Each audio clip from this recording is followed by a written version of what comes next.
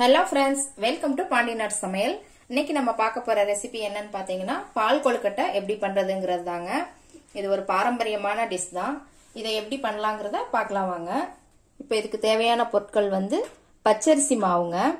இது வந்து வீட்ல prepare பண்ண மாவு. நீங்க கடையில வாங்குற மாவா கூட இருக்கலாம். பச்சரிசி மாவு, இடியாப்ப மாவு இது எதுனாலும் யூஸ் பண்ணிக்கலாம். இது வந்து நான் ஒரு பவுல்ல எடுத்துக்கிறேன். அதே அளவுக்கு கருப்பட்டி தட்டினதுக்கு அப்புறம் அளவு எடுத்துக்கோங்க. பவுல் கணக்குனா தட்டினதுக்கு அப்புறம் எடுத்துக்கோங்க. கிலோ கணக்குனா 1/4 கிலோ மாவுக்கு 1/4 கிலோ கருப்பட்டி எடுத்துக்கோங்க. தேங்காய் வந்து தேவையான அளவு தான் துருவி வச்சிருக்கிறேன் நானு. 1 ஸ்பூன் ஏலக்காய் பவுடர், 1 பிஞ்ச் அளவுக்கு சால்ட், 1 ஸ்பூன் வந்து சுக்கு பொடி. சுக்கு வந்து நல்லா பவுடர் பண்ணி எடுத்து வச்சுக்கோங்க.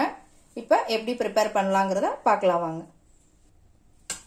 இப்போ ஒரு பாத்திரத்துல நம்ம பச்சரிசி மாவு போட்டுக்கலாம். அதோட சால்ட் இது நல்லா மிக்ஸ் பண்ணி விட்டுக்கோங்க. சுடு தண்ணி எடுத்துக்கோங்க. மாவு வந்து நம்ம சுடு தண்ணியில தான் பிசையணும். அப்பதான் நல்லா சாஃப்டா இருக்கும். பச்சை தண்ணியில பிசைய வேண்டாம். கை பொறுக்கிற சூடு இருந்தா போதும். கொதிக்கணும்னு அவசியம் இல்லை. இது நல்லா சப்பாத்தி மாவு பதத்துக்கு பிசைஞ்சிடலாம். அவ்வளவுதான். பாருங்க மாவு நல்லா பிசைஞ்சாச்சு. இந்த பதத்துக்கு இருந்தா போதுங்க. நம்ம சப்பாத்தி மாவு பிசையும் இல்லைங்களா, அந்த மாதிரி தான். இப்ப இதை வந்து குட்டி குட்டியாவும் உருண்டை போட்டு வச்சுக்கலாம். நம்ம இந்த மாதிரி கையில குட்டி குட்டியா போட்டு வச்சுக்கலாம். இது ரொம்ப டேஸ்டா இருக்குங்க. ஹெல்த்தியான பால் கொழுக்கட்டை இது. கருப்பட்டி இது போடுறதுனால நீங்க கருப்பட்டி தான் போடணும்னு கிடையாது. வெல்லம் போட்டு கூட செய்யலாம். சுகர் போட்டு செஞ்சா அவ்வளோ டேஸ்ட் இருக்காதுங்க. நீங்க இந்த மாதிரி குட்டி குட்டியாவும் போடலாம். உங்களுக்கு பெரிய சைஸ் வேணும்னா பெரிய சைஸாவும் போடலாம். இப்படி நீள நீளமாவும் கூட போட்டுக்கலாம். இந்த மாதிரி இதே மாதிரி நம்ம எல்லாத்தையும் உருண்டை போட்டு வச்சிடலாம். பாருங்க எல்லாமே நம்ம உருண்டை போட்டு வச்சாச்சு. உங்களுக்கு எந்த ஷேப் வேணுமோ அந்த ஷேப்ல நீங்க போட்டுக்கோங்க. நான் 2 ஷேப்ல எனக்கு போட்டிருக்கிறேன். நீள நீளமாவும் போட்டிருக்கிறேன், உருண்டையாவும் போட்டிருக்கிறேன். நீங்க எப்படி உங்களுக்கு பிடிக்குதோ அந்த டிசைன்ல நீங்க போட்டுக்கோங்க. இந்த அளவுக்கு மாவு மட்டும் கொஞ்சம் எடுத்து வச்சுக்கோங்க. இதை வந்து நம்ம தண்ணியில கரைச்சி அதுல ஊத்தணும். திக்கா இருக்கிறதுக்காக ஒரு எலுமிச்சம்பழ சைஸ் அளவுக்கு மட்டும் நீங்க எடுத்துக்கோங்க. ஒரு அகலமான பாத்திரமா எடுத்துக்கோங்க. அப்பதான் நல்லா வேகிறதுக்கு இது நல்லா ஈஸியா இருக்கும். அதுல வந்து ஒரு 1/4 பாத்திரம் வந்து தண்ணி ஊத்தி நல்லா பாயில் ஆகட்டுங்க. கொழுக்கட்டை வேகிறதுக்கு தான். தண்ணி நல்லா கொதிச்சு வரட்டும். பாருங்க நல்லா தண்ணி கொதிச்சிருச்சு. இப்ப நம்ம இந்த உருண்டைகளை இதுல போட்டுடலாம். நீங்க அப்படியே போட்டுடலாங்க. ஒன்னொன்னா எடுத்து போடணும்னு இல்ல, அப்படியே போட்டுடலாம்.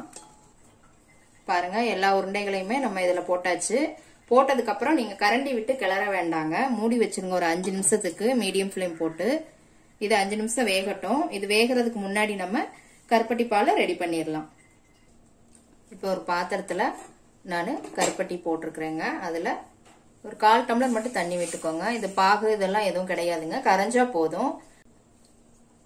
கல்லு மண்ணு இதெல்லாம் இருக்கும். வடிகட்டி எடுத்து வச்சுக்கலாம். பாருங்க 5 நிமிஷம் ஆயிடுச்சு. சூப்பரா ஒண்ணு கூட உடையாம சூப்பரா வந்துருச்சு. பாருங்க நீங்க கரண்டி போட்டீங்க அப்படின்னா டக்குன்னு கரைஞ்சிரும்.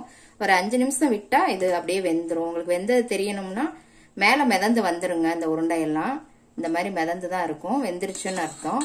இப்ப நம்ம கருப்பட்டி பாலை இதுல ஊத்திடலாம். நான் கருப்பட்டி பால் வந்து வடிகட்டி எடுத்து வச்சிருக்கிறேங்க. இப்ப இதுல இதை சேர்த்துடலாம். இதை நல்லா மிக்ஸ் பண்ணி விட்டுக்கோங்க. இப்ப இதோட நம்ம சுக்கு பொடி, ஏலக்காய் பவுடர் சேர்த்து நல்லா கிளறி விட்டுருங்க. 5 நிமிஷம் நல்லா கொதிக்கட்டுங்க. அப்பதான் அந்த இனிப்பெல்லாம் நல்லா எல்லாத்துலயுமே இறங்கும். பாருங்க நல்லா கொதிச்சிட்டு இருக்கு. இப்ப நம்ம இந்த உருண்டைய வந்து தண்ணியில கரைச்சு அதுல மிக்ஸ் பண்ணிடலாம். திக்கா இருக்கிறதுக்கு தாங்க. கொஞ்சமா தண்ணி விட்டு மட்டும் கரைச்சு அதுல ஊத்திடலாம். இப்ப இதை இதுல சேர்த்துக்கலாம். சேர்த்துட்டு இது ஒரு 5 நிமிஷம் நல்லா கொதிக்கட்டும். பாருங்க நல்லா திக்காயிருச்சு. மாவு கரைச்சு விட்டாலே நல்லா திக்காயிருங்க. அதுக்காக தான் நம்ம கொஞ்சமா எடுத்து கரைச்சு விடுறது. இப்போ இதுல நம்ம துருவன தேங்காயை இதுல சேர்த்துடலாம். தேங்காய் போட்ட உடனே நம்ம அப்படியே லேசா கிளறி விட்டு இறக்கிடலாங்க. பாருங்க எவ்வளவு சூப்பரா வந்திருக்குதுன்ட்டு, பாக்குறதுக்கே அழகா இருக்குது. அவ்வளவுதான், இப்ப பால் கொழுக்கட்டை சூப்பரா ரெடி ஆயிருச்சுங்க. பாருங்க சூப்பரான ஒரு கருப்பட்டி பால் கொழுக்கட்டை ரெடி ஆயிருச்சுங்க. எவ்வளவு சூப்பரா இருக்கு பாருங்க, பார்க்கும்போதே சாப்பிடணும் போல இருக்குது. கண்டிப்பா செஞ்சு பாருங்க, குழந்தைங்களுக்குலாம் இது ரொம்ப பிடிக்கும். எப்படி இருக்குன்ட்டு செஞ்சு பார்த்துட்டு கமெண்ட்ல போடுங்க. லைக் பண்ணுங்க, ஷேர் பண்ணுங்க, சப்ஸ்கிரைப் பண்ணுங்க, கூடவே பெல் ஐக்கான் பட்டனையும் அமுக்குங்க. நாளைக்கு மறுபடியும் வேற ஒரு ரெசிபியோட சந்திக்கலாம் ஃப்ரெண்ட்ஸ். அன்போடு சமைத்து ஆனந்தமாய் உண்டு இன்பமாய் வாழுங்கள். வாழ்க வளமுடன்.